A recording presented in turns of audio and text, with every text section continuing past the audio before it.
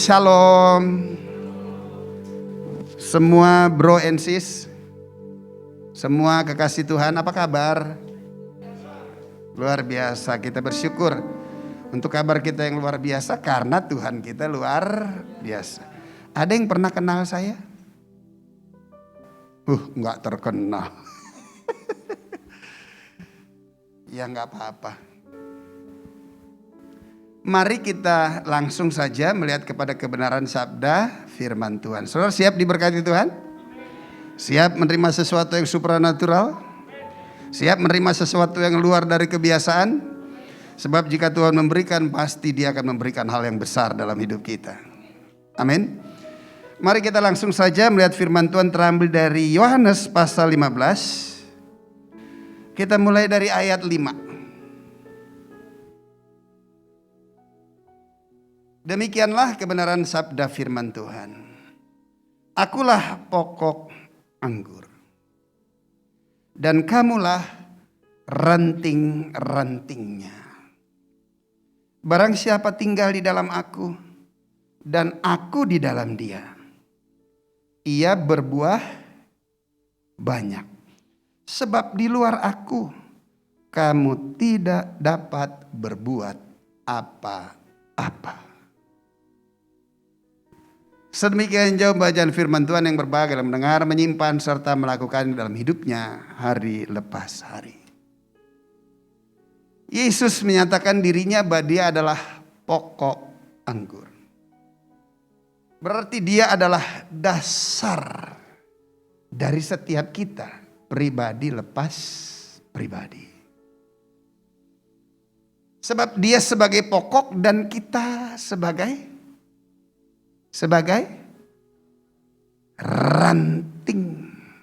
rantingnya. Mana lebih kuat, ranting atau pokok? Mana normalnya, ranting atau pokok yang harus nempel? Ranting yang harus nempel kepada pokok itu. Hal ini menjadi sesuatu yang penting bagi setiap kita. Bahwa kita harus nempel, melekat, erat, menjadi satu dengan Dia. Sesuatu yang mustahil. Bagaimanakah mungkin manusia bisa nempel erat menjadi satu dengan Tuhan? Karena sebelumnya dosalah yang menjadi pemisah antara Tuhan dengan manusia. Tetapi karena kasih-Nya, karena tanggung jawab-Nya, karena Dia tahu saudara dan saya adalah milik kepunyaan Tuhan. Amin. Kamu milik siapa? Masa sih Pak? Apapun kondisi, situasi, keadaanmu, siapapun engkau tetap milik Tuhan. Sadari dulu itu. Tuhan tidak melihat kelemahan kita. Tuhan tidak melihat ketidakmampuan kita. Oleh sebab itu nasihat firman Tuhan, jangan biarkan orang menganggap engkau rendah karena engkau muda. Jangan so tua deh, kayak gak pernah muda aja. Amin. Tetapi jadilah teladan. Jadilah teladan. Buat siapa?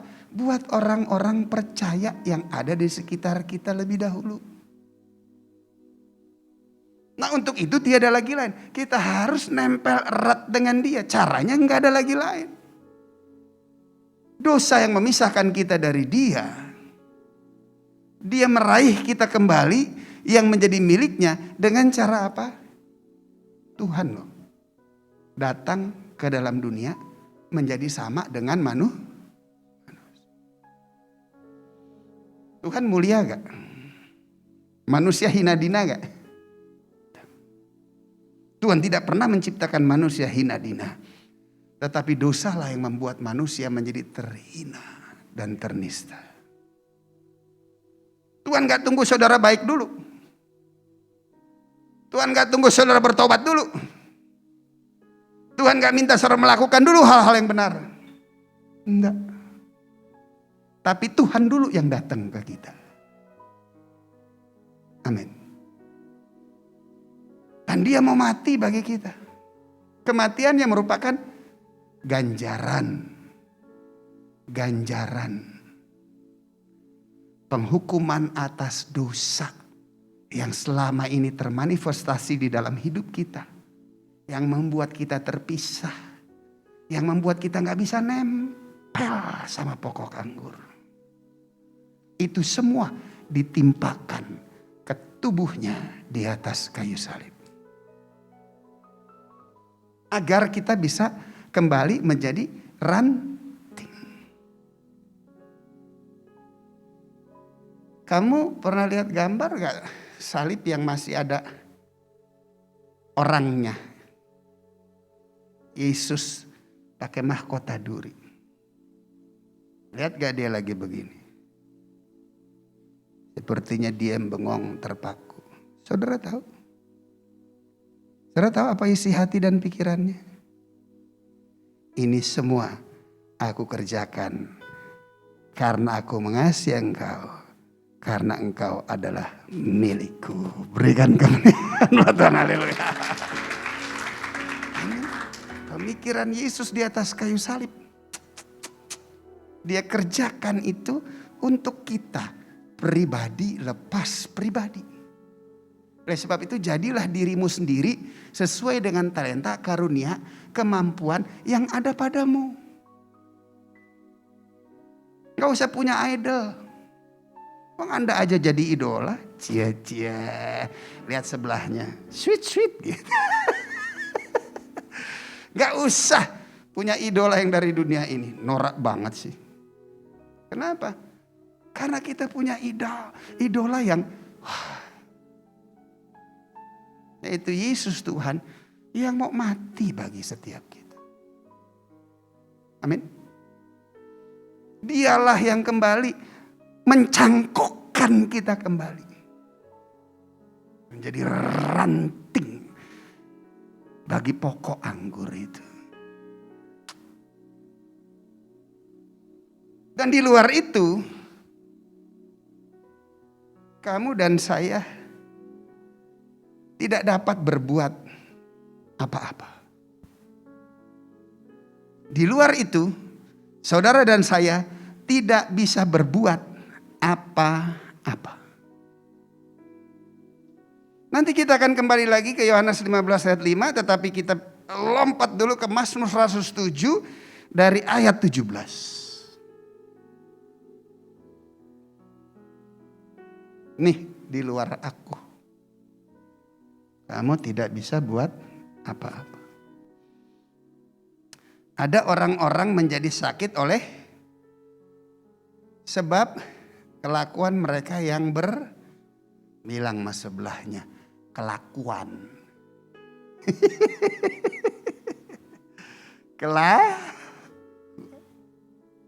Kelakuan yang ternyata dosa itu membentuk kelakuan, tabiat, karakter dan sifat.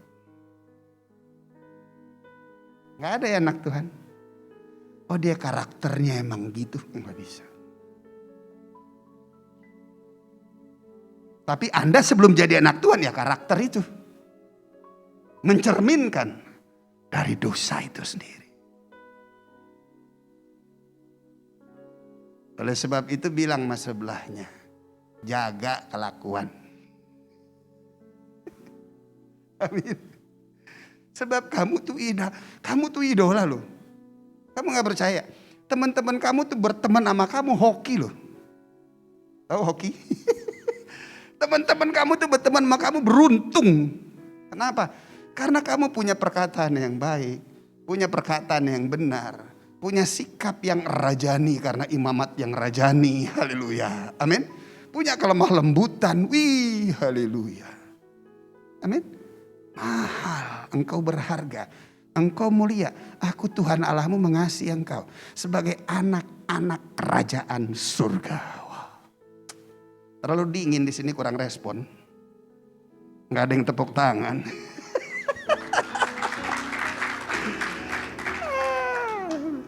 Tunggu diminta dulu. Ya. Dan akibat kelakuan yang berdosa dan disiksa oleh sebab kesalahan-kesalahan mereka. Saya bersaksi sedikit boleh? Nama saya Jeki Mailoor. Papi saya Manado, ibu saya Indo-Belanda. Lahir besar di Jakarta. Usia sekarang 60 tahun. Ada foto gak? Usia 60 tahun. Tapi disuruh bicara kepada teman-teman muda. Gue langsung buka batik gue. Pakai t-shirt, gak tahu di semua kondangan semua. Maaf. Gak apa-apa, maaf. Saya pikir lebih apa ya. Tapi gak apa-apa, ini harus pakai batik gitu ya. Pulang kondangan nih. Ya, usia saya. Bro, lu keren banget bro. Cocok bener batiknya, pas gitu. Sama bodinya, slim fitnya, keren. Tuh, coba lihat. Tuh melayani Tuhan, semakin indah di hadapan Tuhan, haleluya. Amin. Nah, saya terlahir dari keluarga Kristen. Tapi keluarga saya hanya sekedar memiliki agama. Mereka tidak mempunyai iman yang murni, iman yang tulen kepada Yesus Tuhan. Sehingga apa yang terjadi, ayah saya meninggal di usia 36 tahun. Ibu saya jadi janda dengan anak 7. Saya anak yang paling kecil. Lepas dari pengawasan. Nah akhirnya apa yang terjadi? Karena belum bertobat, maka lihat dosa membentuk kelakuan dalam hidup saya. Jangan ditiru. Ngerokok dari sejak usia 9 tahun. Usia 34 tahun TBC. Batuk keluar darah dan anak. Usia 34 tahun. Minum minuman keras. Menjadi pecandu narkotika. Seks bebas.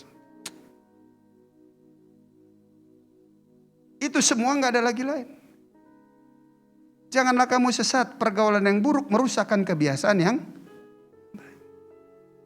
Saya gak punya pilihan.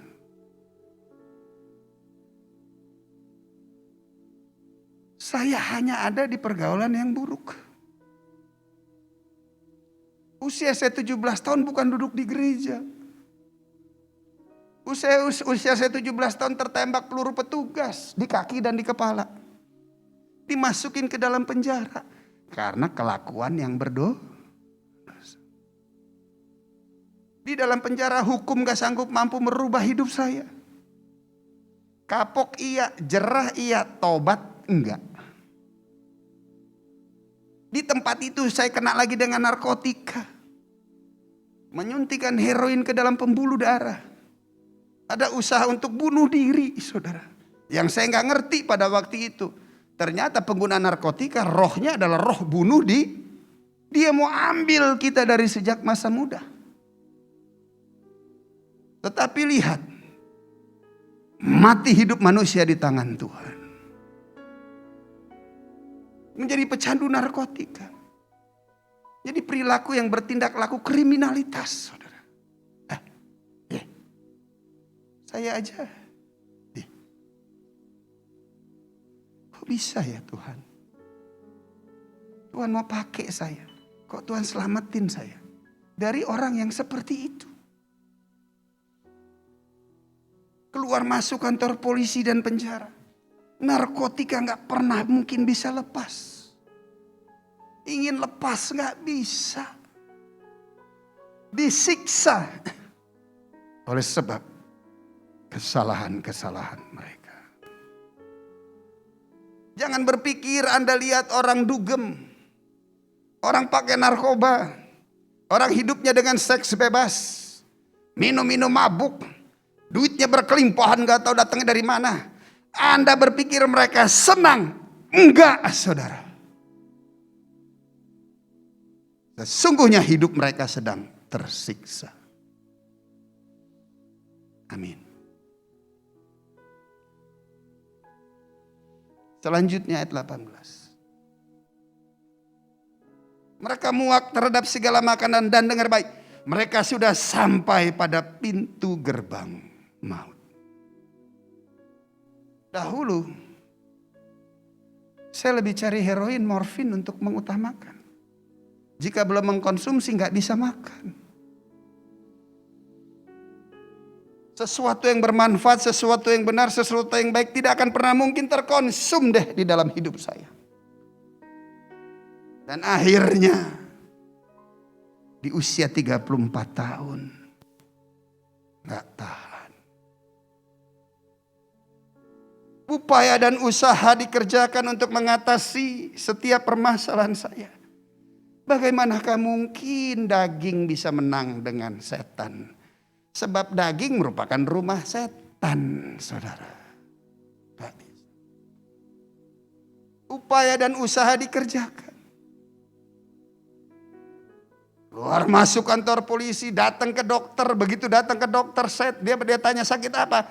Gunain narkoba. Waduh, gua gak mau rawat lu, gak bisa sembuh gitu. Dokter ahli loh.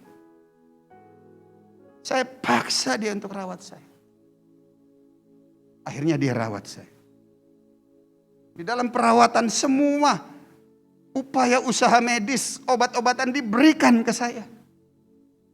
Tapi semua itu gak bisa ngilangin rasa sakit akibat toleransi ketagihan akan narkotik. Saya mengalami kesakitan yang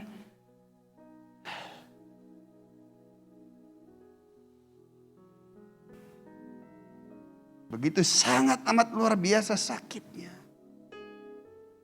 Dan gak tahu lagi harus diobatin apa. Akhirnya semua upaya dan usaha dikerjakan tidak bisa tolong saya. Maka di titik itu saya ngerti bahwa saya sudah sampai pada pintu gerbang maut, saudara.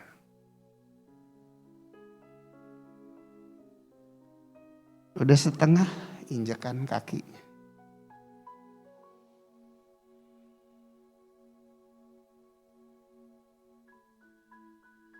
Di tengah situasi kondisi sedemikian rupa. Kemana saya minta tolong? Saya teriak dengan mami saya baru meninggal 6 bulan lalu. Saya teriak dengan teman saya, semuanya sudah meninggalkan saya. Karena tabiat kelakuan yang berdosa. Tidak ada satupun teman yang mau lagi teman dengan saya. Saya coba minta tolong dokter. Upaya usahanya udah gak bisa nolong. Di tengah kondisi situasi keadaan yang seperti itu. Di luar aku, kamu tidak bisa berbuat apa-apa. Upah dosa, upah kelakuan yang berdosa adalah maut, saudara. Amin. Hati. Nah, di tengah kondisi itu ayat 19. Maka berseru-serulah Jeki kepada Tuhan. Saya. Amin. Ayat ini merefleksikan kehidupan saya. Maka berseru-serulah mereka kepada Tuhan dalam kesesakan mereka. Crying out. Kira-kira kalau udah setengah kaki di pintu gerbang maut, minta tolongnya serius atau enggak? Serius banget atau enggak? Serius banget sekali atau enggak? Bilang mas sebelahnya, lo harus serius banget sekali berseru kepada Tuhan. Haleluya. Amin. Ontar aja Pak. Bro, kalau gue udah sampai pada pintu gerbang maut. Kalau sampai pintu gerbang, kalau lempeng gimana lo? Halo?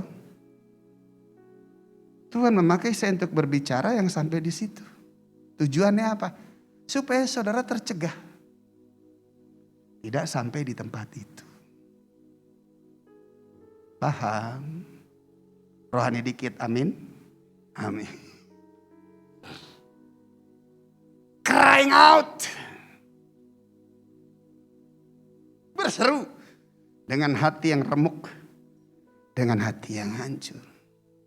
Menyadari, menginsiafi akan keberadaan dari hidup saya yang remuk dan hancur. Tidak ada yang baik dan yang benar yang saya kerjakan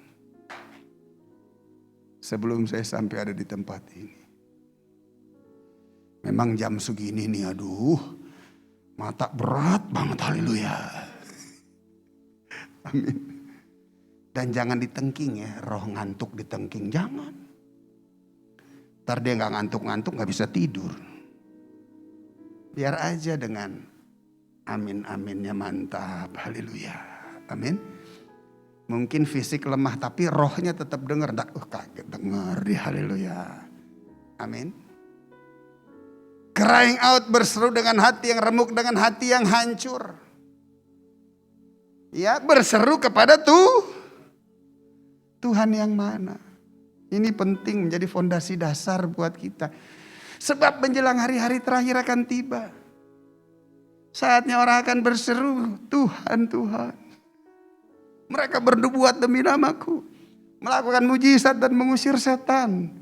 Tapi apa yang Yesus katakan? Enyahlah engkau pembuat kejahatan. Aku tidak pernah mengenal engkau. Ayo. Didasari kita berseru kepada Tuhan yang benar. Yang sanggup mampu menolong setiap kita. Yaitu Yesus Kristus Tuhan. Haleluya. Berikan tepuk tangan bagi dia. Saya bersyukur di tengah situasi kondisi saya yang hancur, larut marut, berantakan. Tuhan masih izinkan saya mendengar. Yesus adalah Tuhan. Yesus adalah Tuhan. Yesus adalah Tuhan. Sekalipun saya tidak meresponi, tapi nama itu dia adalah pribadi yang setia. Dia selalu mengawal, dia menunggu. Pada waktu Anda berseru kepada dia, dia pribadi yang setia. Dia gak bilang begini, waktu umur 17 tahun aku panggil kamu belaga gak denger. Sekarang sudah 34 tahun dalam keadaan begini. Kamu baru berseru kepada saya. Nehi si merekete. Enggak tuh saudara. Tuhan enggak begitu. Kapanpun saudara datang dengan segenap hati kepada dia. Dia tidak akan pernah menolak kita. Bahkan dia sangat amat memberikan appreciate buat saudara yang mau selalu datang kepada dia. Kenapa? Karena kamu adalah miliknya. Berikan tepuk tangan bagi dia. Haleluya. Dan akhirnya apa? Diselamatkannya mereka dari kecemasan mereka. Selanjutnya ayat 20. Disampaikannya apa? Firman. Siapa firman? Yesus. Siapa Yesus? Tuhan. Siapa Tuhan? Kebenaran. Haleluya. Amin. Kebenarannya apa? Kebenarannya apa? Apapun situasi kondisi saudara, Tuhan sekali-kali tidak akan pernah menolak dan membuang saudara yang mau datang kepada dia. Haleluya. Amin. Jangan dengar tuh setan ngomong percuma lah, lu datang ke dia lah, sok tobat-tobat ntar juga kumat lagi. Udahlah, jangan sok jadi orang munak. Itu bukan dari Tuhan. Itu setan. Boleh tanya sama sebelahnya, kamu tahu ya itu setan. Haleluya. Amin. Tuhan gak pernah. Disampaikannya firmannya. Selanjutnya apa? Disembuhkannya mereka. diluputkannya mereka dari liang kubur. Ditarik lagi, haleluya. Amin. Disembuhkan. 34 tahun usia saya, 26 tahun yang lalu. Finish. Dari sejak saat itu gak pernah lupa.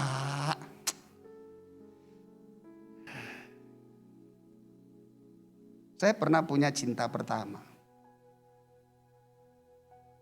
Dan sampai hari ini saya gak pernah lupa.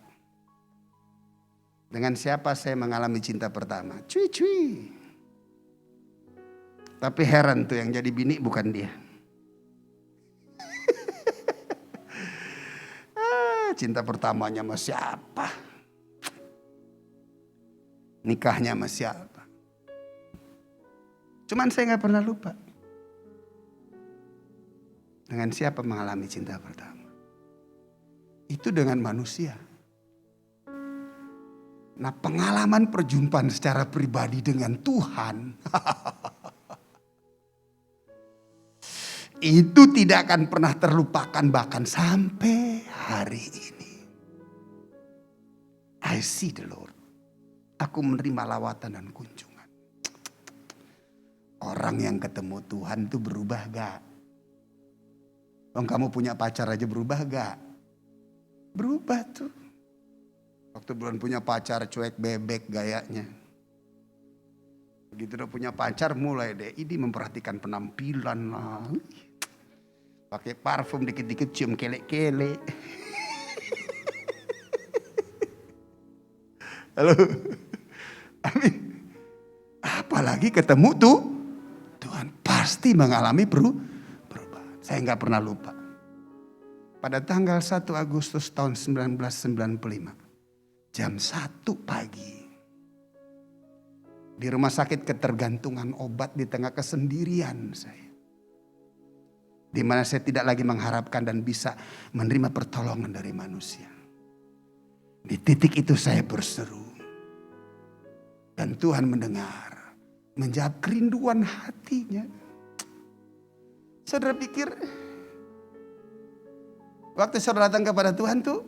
Yang rindu kamu ya? Enggak. Yang rindu itu Tuhannya. Pernah baca kisah anak bungsu. Yang meminta harta orang tuanya. Yang akhirnya dihabiskan. Terus dia mau pulang takut. Yang menjadi pertanyaan. Yang rindu anaknya atau bapaknya? Bapaknya. Bilang mas sebelahnya. Bro lu dirinduin sama bokap. Haleluya. Amin. Bapakmu itu dia gak tunggu seperti bapak jasmani. Kalau kamu buat salah disediain ban pinggang lo kalau pulang. Halo. Dia bukan bapak yang seperti itu. Dia bapak yang sebaliknya.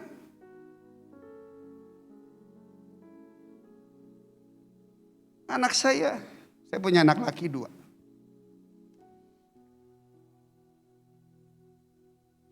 Satu kali dia berulang kali melakukan hal yang salah. Dan kesalahan itu akan merugikan dirinya. Begitu kedapatan, nah kamu ya. Ya elah Pak. Padahal saya udah janji. Kamu melakukan kesalahan 3 kali, ban pinggang nih. 3 kali, nah.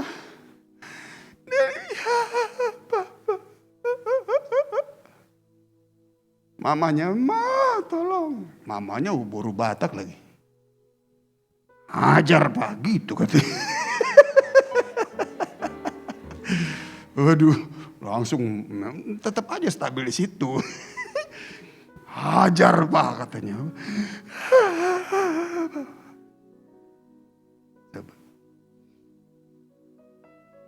Saya ambil ban pinggang. 3 kali kamu melakukan pelanggaran. Bapak, ampun Pak. Janji gak buat lagi. Kesalahan harus ada harganya. Diampunin sih diampunin. Cuman harus dibayar. Jadi Pak, dia udah mau menyerahkan tuh. Jadi Pak,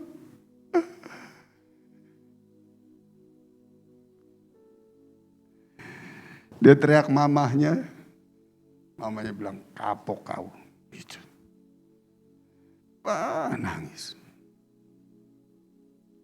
Ban pinggang itu. Dia bilang, Efraim balik. Ini ban pinggang. Hah? Pegang.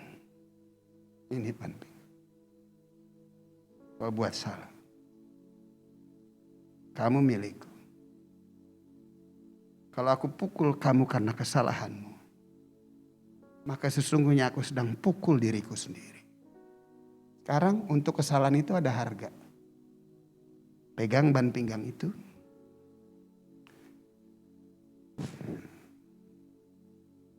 Cambuk papamu.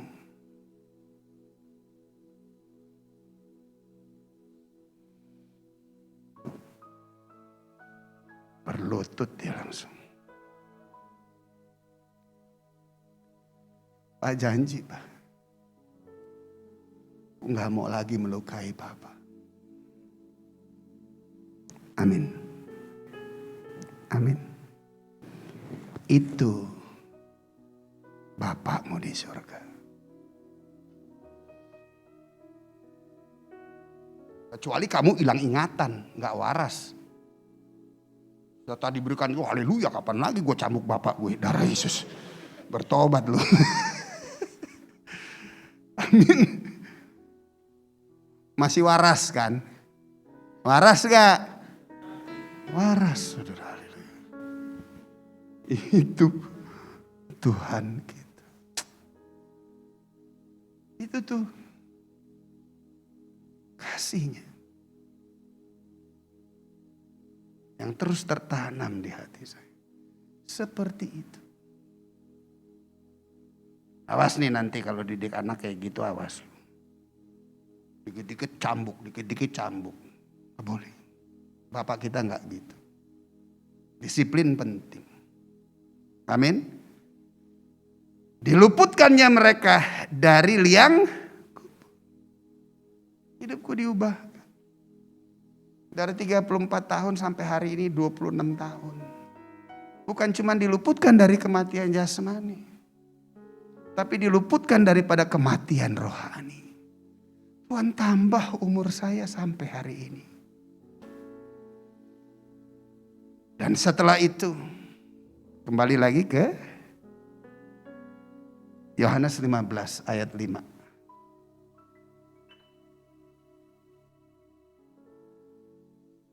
Barang siapa tinggal di dalam aku dan aku di dalam dia, apa katanya? Ia berbuah banyak, saudara. Wah. Amin. Setelah dari 26 tahun lalu itu ranting saya ini dicangkokkan kembali. Jeldep, nempel dengan pokok anggur. Wah, berikan tepuk tangan buat dia. Haleluya. Hidupku diubahkan dan dipulihkan oleh Tuhan. Dan hal ini akan menjadi juga bagian dalam setiap kehidupan saudara. Pelan tapi pasti Tuhan mulai membangun satu kehidupan yang baru. Tuhan memberikan teman-teman yang baru. Teman-teman lama saya mulai kehilangan saya. Dan mereka cari di mana Jeki. Mereka nggak ketemu. Tapi mereka dengar beritanya. Si Jeki bertobat. Masa benar? Udah main di gereja terus. Hah, si Jeki bisa bertobat. Ayam tumbuh gigi katanya gitu. Pernah lihat ayam tumbuh gigi? Belum. Berarti apa? Gak ada satupun yang percaya. Kalau yang model gini bisa tetapi apa yang tidak mungkin bagi manusia? Segala sesuatunya tiada yang mustahil bagi Yesus Kristus Tuhan. Haleluya. Nah di dalam ranting itu maka sekarang Dari ranting itulah pokok anggur itu tidak akan bisa mengeluarkan buahnya jika tidak ada rantingnya. Paham? Dia akan tetap menjadi pokok. Dia tidak akan pernah bisa menghasilkan buah karena tidak ada ranting. Karena buah itu keluar dari ranting, saudara. Jadi Anda ini menjadi ranting yang menghasilkan dengan cara gimana sih? Kita lihat lagi ke Mazmur tadi 107 ayat 21-nya. Biarlah mereka apa? Bersyukur kepada Tuhan karena kasih setianya. Karena perbuatan-perbuatannya yang ajaib terhadap anak-anak manusia. Bersyukur atas kasih setia dan perbuatannya kepada kita. Menurut kamu nih, saya patut gak mengucap syukur kepada Tuhan? Patut gak? Harus gak? Harus. Kenapa? Karena mengalami kesetiaan Tuhan. Gak ada manusia yang setia, jangan sok setia lo ya sama pacar lo. Gak ada. Oh ya, gue setia deh, lihat nih dada yang sebidang sawah, belah aja coba pasti keluar nama lo. Alah Fred.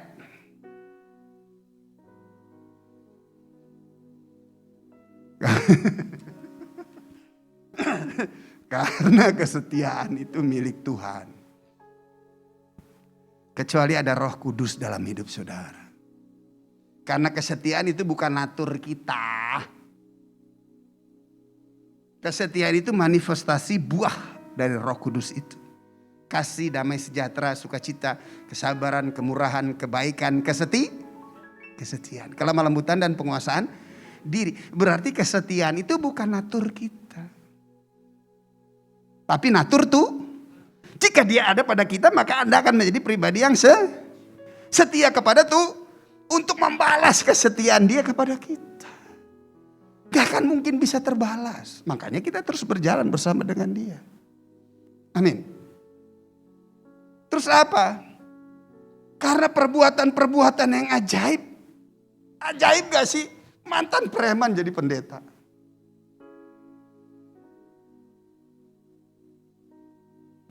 Tapi ada juga apa yang ajaib. Pendeta jadi preman. Saudara, jangan ikutin ya. Memang masih ada belepetannya, tatonya, apa semua segala macam.